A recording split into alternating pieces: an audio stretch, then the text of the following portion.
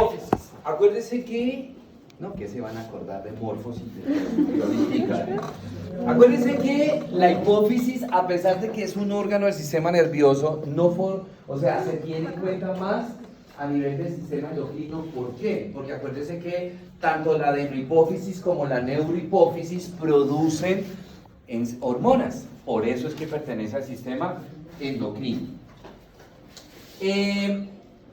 Una de las patologías a nivel de hipófisis que es muy frecuente, y ustedes van a estar tomándoles exámenes frecuentemente a los pacientes, resonancias principalmente, tomografías de pronto simples o contrastadas, es el adenoma hipoficiario. El adenoma, OMA, significa que es bueno, o sea que es benigno, es un tumor benigno que afecta principalmente la glándula hipófisis. Este tumor, digamos que es selectivo, es decir, él no ataca inicialmente o por un largo tiempo, él no ataca toda la glándula hipófisis, es decir, que no se va a ver afectada toda la producción de hormonas hipoficiarias, sino específicamente un tipo de hormonas. ¿Cuáles? Unas células que van a ser acidófilas, ¿sí? O sea que al teñirlas se van a pintar de rosadito. Entonces, en esas células acidófilas se producen una serie de hormonas. Entonces, tenemos cuáles son las hormonas que principalmente se ven afectadas por un tumor hipoficiario, por un adenoma hipoficiario. En primera instancia, las células que producen prolactina. En segundo, las células que producen hormona de crecimiento. Y finalmente, las células que producen la adrenocorticotropina. En mucha menor proporción, las células que producen la hormona estimulante del tiroides o tirotropina. ¿Sí? Muy bien. Este es un tumor de crecimiento lento, muy lento. O sea, pasan los años, 5 años, y el tumor todavía vive lo mismo, de repente del último control, ¿cierto? ¿Esto a qué se debe? A que él tiene una cápsula, en la medida que él va apareciendo y va creciendo, él tiene una cápsula fibrosa. Y acuérdense que todos los tumores que tienen cápsula, pues una de las características es que el crecimiento va a ser lento. ¿Por qué? Porque la cápsula como que frena dos cosas. Frena uno, el crecimiento del tumor, de la masa, porque también puede ser un cáncer, o dos, evita que haya diseminación, que haya metástasis de las células. En este caso estoy hablando ya específicamente de un cáncer, ¿sí? Este no es un cáncer, este es un tumor benigno, ¿cierto? Este tumor, como compromete principalmente la adenohipófisis, él produce síntomas, uno, por compromiso local, es decir, las hormonas hipoficiarias que ahorita las vamos a ver, y dos, que no es muy frecuente que él crezca y comprometa las estructuras vecinas.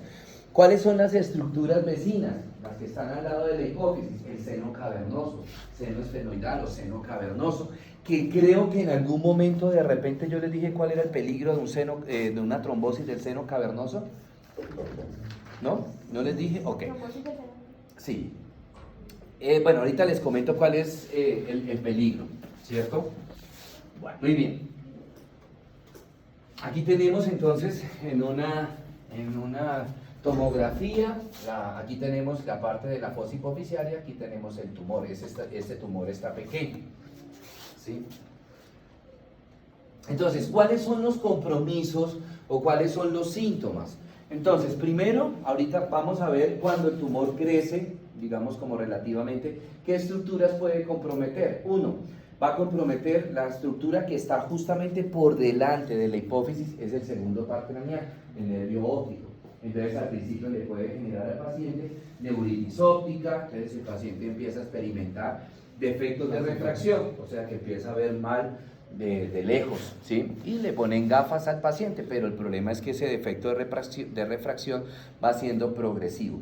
En la medida que va siendo progresivo, ese defecto de refracción se acompaña de dolor, ¿sí? Se acompaña de dolor en el globo ocular. No es un dolor constante, no es un dolor incapacitante. Hasta que llega una atrofia del nervio óptico, que esto le puede generar al paciente una ceguera, ¿correcto? Cosa que nunca se ve. ¿Por qué? Vuelvo a repetir, porque ese es un tumor de crecimiento lento. Puede también comprometer o generar hidrocefalia, ¿cierto? Puede generar meningitis y la trombosis del seno cavernoso. El seno cavernoso es el único espacio a nivel del encéfalo que no tiene meninges, o sea, no hay meninges en el seno cavernoso. Entonces, cualquier proceso que ocurra en el seno cavernoso puede drenar o puede afectar directamente al encéfalo, puede afectar directamente al cerebro. Entonces, en la trombosis del seno cavernoso, entonces se rompe ese seno cavernoso y esa hemorragia va a afectar al cerebro, ¿cierto? En algunas ocasiones, pues, no es este el caso, ¿sí? Pero, por ejemplo, también en la meningitis se puede producir trombosis del seno cavernoso. El microorganismo que le está generando la meningitis puede afectar el seno cavernoso y de inmediatamente la bacteria afecta el cerebro, ¿sí? ¿Cuáles son los sitios donde drena directamente al seno cavernoso? Existe este triángulo, ¿sí? Este triángulo que se dice que cualquier lesión supurativa que esté en este triángulo puede drenar hacia adentro, hacia el seno cavernoso, porque aquí derechito está el seno cavernoso. ¿Cuáles son esas lesiones? Por ejemplo, cuando le sale a uno un dichoso pinocho, ¿sí? O un orzuelo, y que yo trate de drenar a la fuerza, lo que uno llama, y perdónenme la expresión, no es que el barrito está verde todavía, ¿sí? No está maduro, y yo empiezo a tratar de espichar ese barrito acá. El barro todavía no tiene orificio de expulsión del material purulento hacia afuera, entonces como no está abierto todavía hacia afuera, ¿hacia dónde va a drenar? Hacia adentro, y ese pus va a caer al seno cavernoso generándome la trombosis y una meningitis que por lo general tienden a ser mortales. Entonces hay que tener mucho cuidado con esas lesiones que están acá en este triángulo, que se llama el triángulo de la vida, ¿correcto? Bueno, ahora miremos los compromisos a nivel ya específicamente en la glándula, la secreción de hormonas. Les decía que la principal hormona que se afecta es la prolactina. Entonces, en el hombre y en la mujer va a producir una hiperprolactinemia.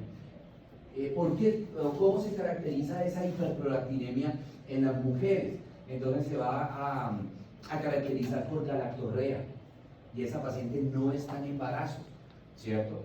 Hay salida de leche, hay producción de leche, la mama se va a tornar turgente, la mama en estas pacientes va a aumentar de tamaño, obviamente porque va a haber la producción de leche y va a haber expulsión de leche. Aclaro nuevamente que la paciente no va a estar, ¿qué?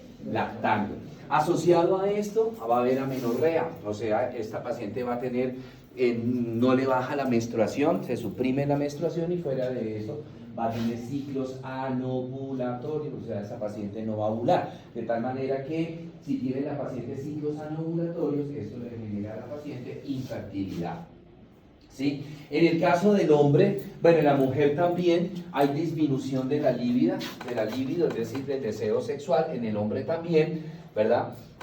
Va a haber impotencia y fuera de eso también galactorrea. Ahora imagínense, si una mujer que no esté lactando, la galactorrea es, no digo que es grave, sino que es raro. Ahora imagínense un hombre, ¿cierto? Bueno, muy bien. Bueno, muy bien. Ahora la segunda hormona que se afecta, hormona de crecimiento. Recordemos que estamos frente a un paciente adulto. Entonces ya estos pacientes adultos tienen los cartílagos epifisiarios cerrados. Entonces no se va a producir un crecimiento en estos pacientes ponderal, ¿sí? Sino que ese factor insulínico de crecimiento que se aumenta en estos pacientes se va a localizar en ciertas partes, ¿como en qué? En la cara, y en la cara específicamente a nivel del maxilar inferior. También se va a depositar en los dedos y en los pies. Entonces uno ve a este paciente como anormal, es decir, la cara es como muy grande para el tamaño del cuerpo, lo mismo las manos y los pies muy grandes como para el tamaño de las extremidades superiores e inferiores, ocasionando lo que se llama la acromegalia.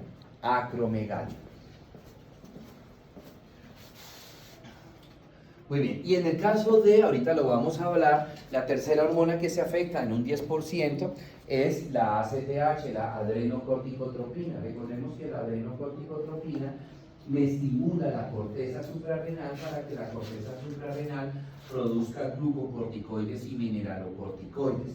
Entonces, en estos pacientes, el aumento en la producción de ACTH me genera un aumento en la producción de los corticoides endógenos, generando un síndrome que se llama el síndrome de Cushing. Ahorita lo vamos a ver, el síndrome de Cushing, ¿sí?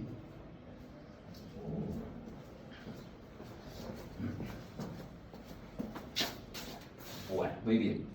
El tratamiento es quirúrgico, netamente quirúrgico. Pues digamos que cuando la masa está pequeña, pues para no sacrificar la glándula, porque igual la glándula se va, si yo quito la glándula, ahora sí se va a ver afectada la producción de todas las hormonas hipoficiales.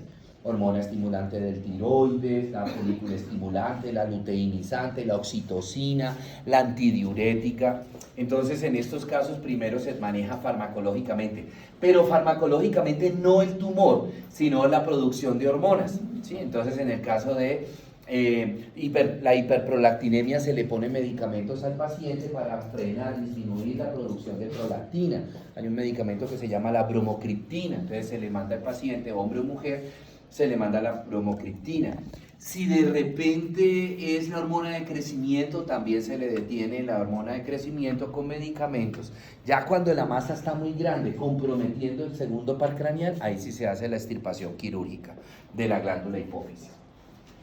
¿Alguien sabe cuál es la vía de abordaje para una hipofisectomía?